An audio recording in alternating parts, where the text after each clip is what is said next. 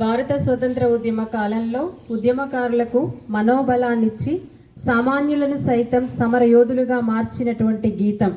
అహింసాయుత పద్ధతిలో కొనసాగిన భారత స్వతంత్రోద్యమానికి రణ నినాదంగా మోగినటువంటి గీతం అదే వందే మాతరం, వందే మాతరం. వందే మాతరం అనే పదం మన భారత జాతి యొక్క శాశ్వత భావోద్వేగం. కాశ్మీర్ నుండి కన్యాకుమారి వరకు సమస్త భారత జాతిని ఏకం చేసినటువంటి ఆ సమర గీతానికి, ఆ సమర నినాదానికి నేటితోటి 150 ఏళ్ళు పూర్తయినాయి. అంత గొప్పటి కీర్తి కలిగినటువంటి వందే మాతర గీతం అనేది ఒక భారతీయుడికి కలిగినటువంటి బ్రిటిష్ వారి ద్వారా కలిగినటువంటి అవమాన గాయాల్లో నుంచి పుట్టుకొచ్చింది. బకిం చంద్ర చటర్జీ మనందరికీ తెలుసు, వందే మాతరాన్ని రచించారని చెప్పుకుంటాం. బకిం చంద్ర చటర్జీ ఒకసారి పల్లకి అవసరమా, పల్లకి దిగు వెంటనే అన్ను అరుస్తూ బకిం చంద్ర చటర్జీని పల్లకీలో నుంచి బయటికి గుంజి అతన్ని కొట్టాడంట. ఈ విషయం మీద బకిం చంద్ర చటర్జీ కోర్టులో కేసు వేసి ఆ బ్రిటిష్ అధికారి చేత బహిరంగంగా క్షమాపణలు పొంది ఆ విషయంలో విజయాన్ని సాధించాడు.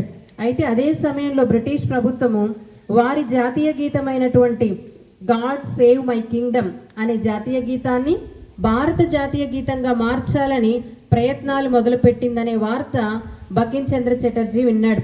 అప్పటికే బ్రిటిష్ ప్రభుత్వం పట్ల ఆగ్రహంతో ఉన్న బకిం చంద్ర చటర్జీ ఆయన ఆగ్రహం, ఆవేశం ఆయన కలం నుంచి పాట రూపంలో జాలువారింది. అదే సుప్రసిద్ధమైనటువంటి ఆనందమఠ్ అనే తన నవలలో మొదటి చరణాలే ఈ వందే మాతర గీతం. 1875 నవంబర్ 7న దీనిని రచించడం జరిగిందని చెప్తా ఉంటారు. మరి ఇంతకు మనం ప్రతినిత్యం పాడేటువంటి వందే మాతర గీతం భావం చాలా మధురంగా ఉంటుంది. వందే మాతరం అంటే సంస్కృతంలో తల్లి నేను నిన్ను స్తుతిస్తున్నాను, భరతమాత మీకు వందనం, భరతమాత మీకు వందనం. తెల్లని తీయటి నీటితోటి, కమ్మటి పండ్లతోటి, చల్లటి గాలులతోటి, పచ్చని పైరులతోటి విలసిల్లే భరతమాత నీకు వందనం. రాత్రుల్లో తెల్లని వెన్నెలతో విరబూసిన చెట్లతోటి శోభిస్తూ, స్వచ్ఛమైనటువంటి మాటలతో, మధురమైనటువంటి మాటలతో, స్వచ్ఛమైనటువంటి నవ్వులతో మాకు ఆనందాన్ని కలిగిస్తున్న భరతమాత మీకు వందనం, భరతమాత మీకు వందనం అని ప్రతినిత్యం మనం పాడుతున్నాం. ఆ పాటలో ఎంత మాధుర్యం ఉంది, భారతదేశం యొక్క ఎంత గొప్పతనం ఉంది. ఆ పాట అనేది భారతదేశ ప్రజలకు భారతదేశంపై ఉన్నటువంటి ప్రేమను, భక్తి భావాన్ని తెలియజేస్తుంది. అంతటి గొప్ప పాటను మొట్టమొదటిసారిగా 1896 సంవత్సరంలో రవీంద్రనాథ్ ఠాగూర్ కలకత్తాలో జరిగినటువంటి భారత జాతీయ కాంగ్రెస్ సమావేశంలో మొట్టమొదటిసారిగా పాడడం జరిగింది. అప్పటి నుంచి భారత రాజకీయాలలో ఆ పాట ప్రాముఖ్యమైపోయింది. మరీ ముఖ్యంగా 1905 సంవత్సరంలో బ్రిటిష్ వారు బెంగాల్ను విభజించారు. బెంగాల్ విభజనకు వ్యతిరేకంగా భారతీయులు ఒక ఉద్యమాన్ని ప్రారంభించారు. ఆ ఉద్యమంలో రాజకీయ నాయకులకు, పోరాట యోధులకు అందరికీ కూడా కథం తొక్కే పాటగా ఈ పాటను పాడడం జరిగింది. ఆ రోజుల్లో వందే మాతరం అనే అక్షరాలు అగ్ని కణికల వలె మండాయి. వీధి వీధిన ఎక్కడ చూసినా వందే మాతరం అనే నినాదాలు మారుమ్రోగేవి. ఈ వందే మాతర నినాదాలను ఆసేతు హిమాచలం తీసుకువెళ్ళినటువంటి వారే మన విప్లవకారులు. వందే మాతరం అనే గీతం ఆ రోజుల్లో బెంగాల్ విభజనకు వ్యతిరేకంగా ప్రారంభమైనటువంటి స్వదేశీ ఉద్యమం వందే మాతర ఉద్యమంగా పేరుగాంచింది. ఇంతటి గొప్ప వందే మాతర ఉద్యమం, ఆ గీతం మొట్టమొదటిసారిగా అరవింద్ ఘోష్ ఇంగ్లీష్లోకి అనువదించడం జరిగింది. ఆ తర్వాత 1905 నుంచి 1907 మధ్యకాలంలోనే దక్షిణాది రాష్ట్రాలలో ఉన్నటువంటి అన్ని భాషల్లోకి ఈ వందే మాతర గీతాన్ని తర్జుమా చేయడం జరిగింది. ఆ గీతం పాడుతూ ఉన్నప్పుడు పోయేవాళ్ళు.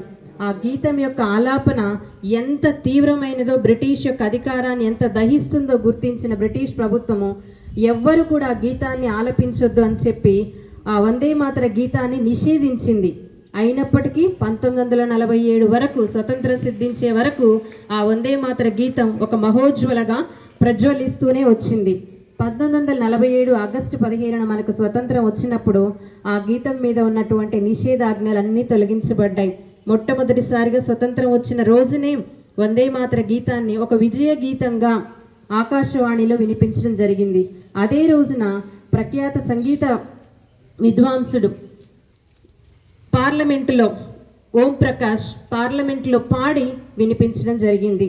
అంతటి గొప్ప కీర్తి కలిగినటువంటి పేరు ప్రఖ్యాతులు ఉన్నటువంటి ఐక్యమత్యానికి నిదర్శనంగా నిలిచినటువంటి వందే మాతర గీతాన్ని 1950 జనవరి 26న భారత రాజ్యాంగ సభ ఇక మీదట వందే మాతరాన్ని గేయంగా పాడుకోవాలని, జనగణమనతో పాటు సమానమైనటువంటి హోదా, గుర్తింపు, గౌరవం ఇవ్వాలని రాజ్యాంగ సభ తీర్మానించడం జరిగింది.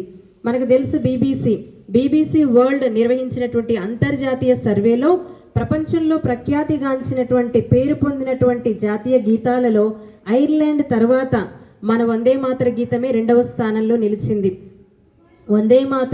వందే మాతరం అంటూ ఆ రోజుల్లో ఉద్యమ కాలంలో ప్రజలు ఎంతోమంది ప్రాణాలు వదిలిపెట్టారు. బ్రిటిష్ వాళ్ళు తూటాలు ఎక్కువ పెడితే కూడా వాళ్ళ ప్రాణాలను సైతం లెక్క చేయకుండా వందే మాతరం అంటూ బ్రిటిష్ వాళ్ళకి ఎదురు వెళ్ళారు. వందే మాతరం పేరుతోటి అనేకమైనటువంటి పత్రికలు నడపబడ్డాయి, స్వచ్ఛంద సంస్థలు ఏర్పాటయ్యాయి, ప్రభుత్వ పథకాలు కూడా ఏర్పాటు చేయబడ్డాయి.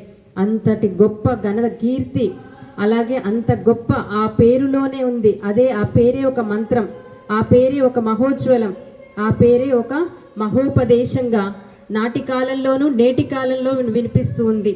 అంతటి గొప్ప ఘనత కలిగినటువంటి వందే మాతర గేయాన్ని మనం ప్రతిరోజు పాడుతూ భారత జాతి యొక్క గొప్పతనాన్ని సగర్వంగా ప్రపంచానికి మనం చాటి చెప్తున్నాం. Thank you.